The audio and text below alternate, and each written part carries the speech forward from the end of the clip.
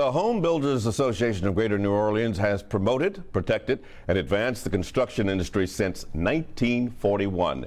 And joining me now to further discuss how the association is continually advocating for homeowners in our area is the CEO of the Home Builders Association, Mr. Dan Mills. Mr. Mills, thank you for being here on affordable housing. Thank you so much for having me. You're very welcome.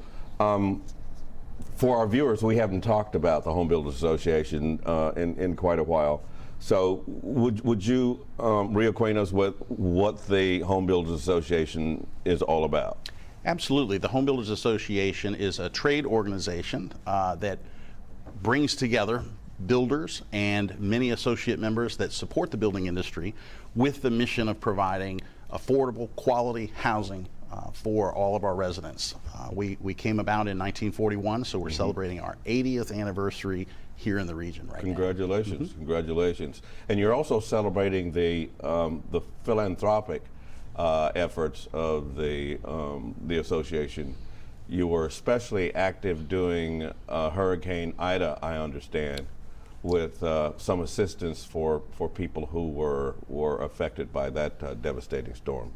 Yes, it was quite an impact, and you know, it takes a lot of people to make things happen. We're a member-driven organization, and we had a lot of people come out to support food distributions. We cooked, I want to say, 7,000 meals that were distributed in Laplace. We helped out with food drives in St. Charles Parish as well, and right here in Jefferson Parish.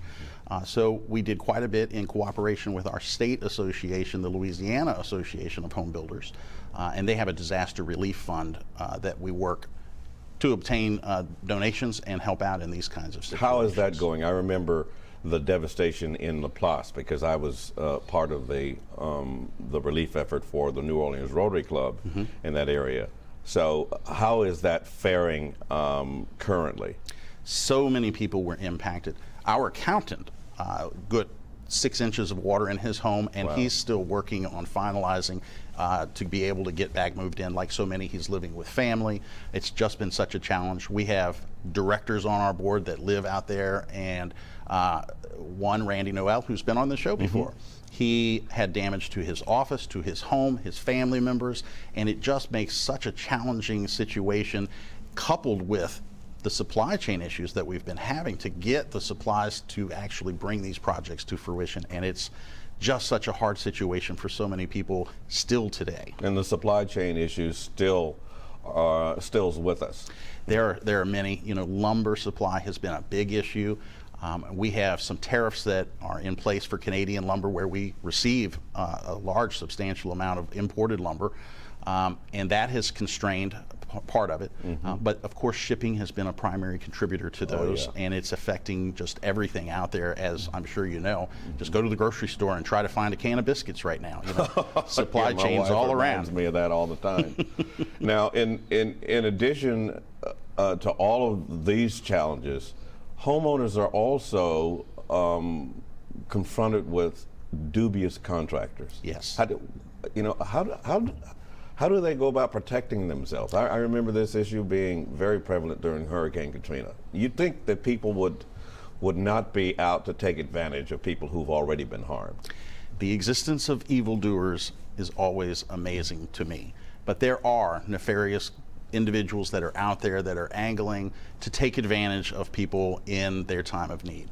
It's very important to work with licensed contractors, because licensed contractors understand the need for safety and quality that will protect not only your own family and your own home, but the neighbors, you know, because if you have a fire, that spreads to your neighbors. And so it's important to use licensed contractors to get a complete scope of work so that that's defined clearly, and don't put the money up front. A contractor will typically receive about 50% because they need to cover material costs. But when that scope is complete, you should wait until then to provide that final payment. So what am I looking for then?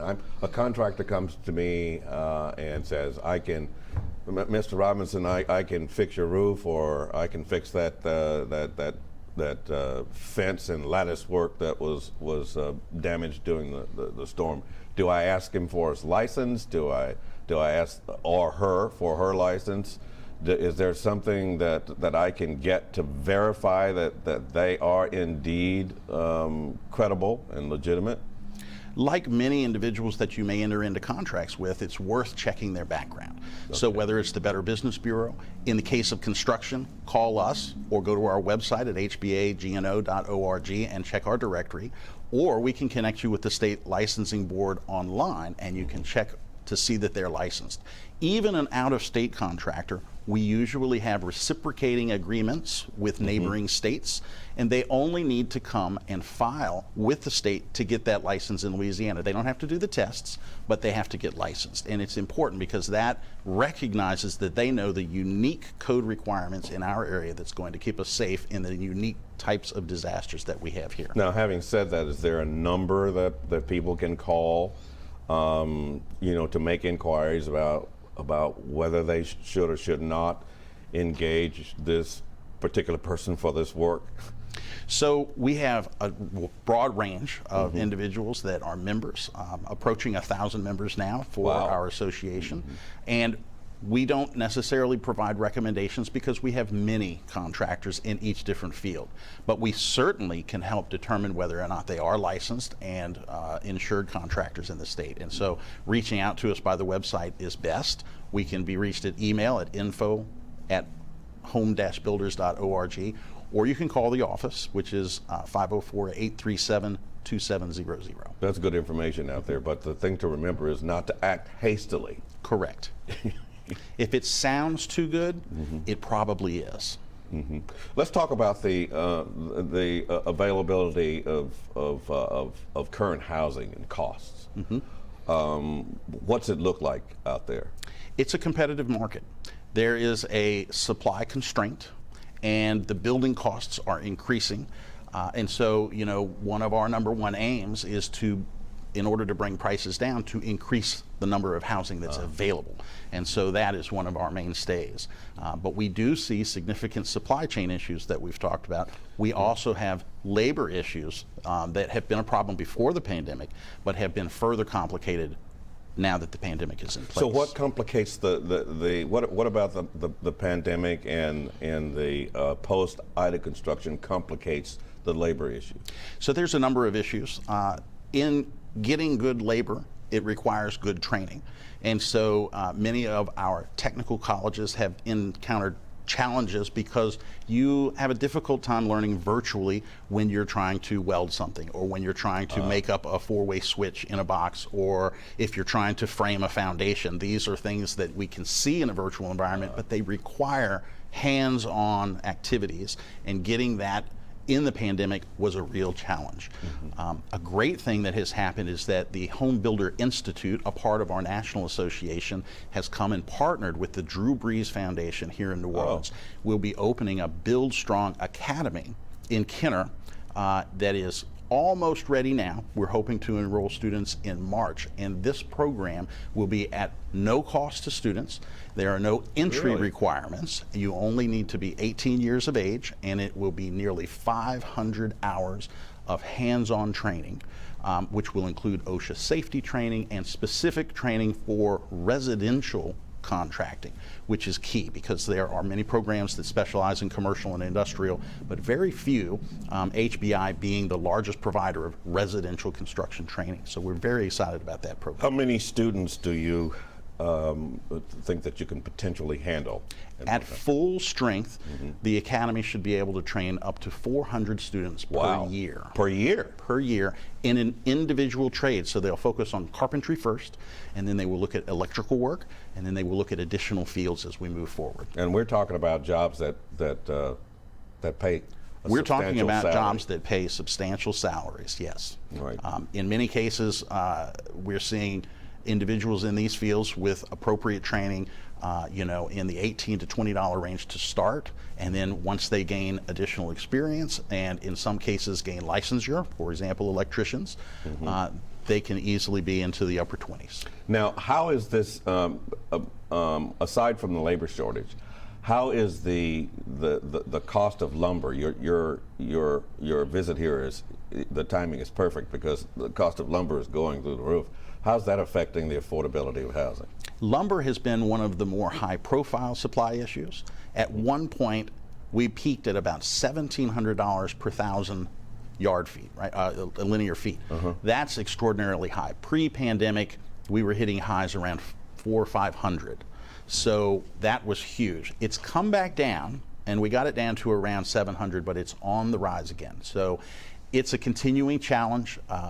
Part of it is we believe the mills and the ability for their capacity to process the lumber, but much of it has to do with the imported lumber. Our national association is making a call to action to reduce those import tariffs on the Canadian lumber so that we can release some of that logjam. So that's at least encouraging. Yes. All right. In addition to the cost of lumber, we're also talking about the cost of homeowners insurance. Yes.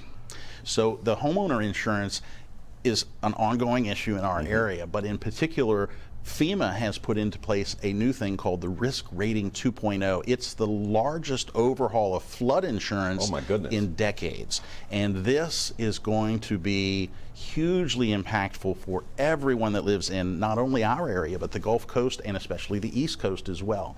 So we have looked at stakeholders that include not only builders and developers, but bankers and mortgage, insurance, real estate, government, economic development, and we're looking at rates that will be maybe one property I looked at recently was $600 for their flood insurance annually, and the new rate, once it reaches full actuarial value, will be over $2,000. So think about a $50 a month flood insurance payment versus a $200 a month flood insurance payment. That's significant, and for folks on fixed incomes in a $150,000 home, that's a change that can potentially disrupt their ability to stay in that home. No question about it, and it obviously will affect the process of acquiring affordable housing in the future. Yes. So is there some lobbying effort on the part of the Home Builders Association taking place? There is, and you hit on a key point. So new policies fall under these new rates immediately at the full actuarial rate. Renewal policies will increase at a rate of 18% per year until they reach the new rate. So we immediately recognize that this is going to have a huge impact, and we have worked with many different stakeholders, and in particular, we have joined the Coalition for Sustainable Flood Insurance. And we've identified a number of different priorities to look at, to address, that we believe will at least soften the blow and cause us to have better results and outcomes from this new program. Again, it's a huge change. But one of the issues is simply a public education campaign. Right now, FEMA has done efforts to inform the insurance community, but they have left the education primarily on their shoulders. And it's a real burden for that industry to be the primary informer of these changes. You know, so when you go in to get your flood insurance, you're finding out from your insurance agent these rates are going up. This, again, is the most impactful change in decades. We would really like to see a more comprehensive public education campaign come out of FEMA so that we can more thoroughly understand the impacts it's going to have in our area. Okay. Lastly, before we close out, what about the golf tournament?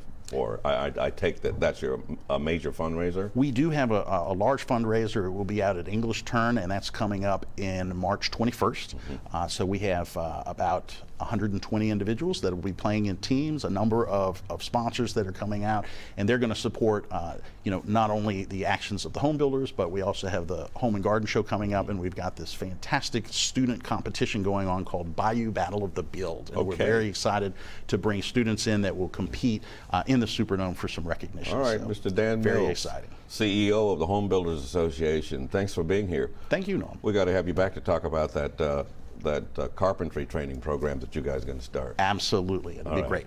Good luck with that. Thank you so much. You're welcome.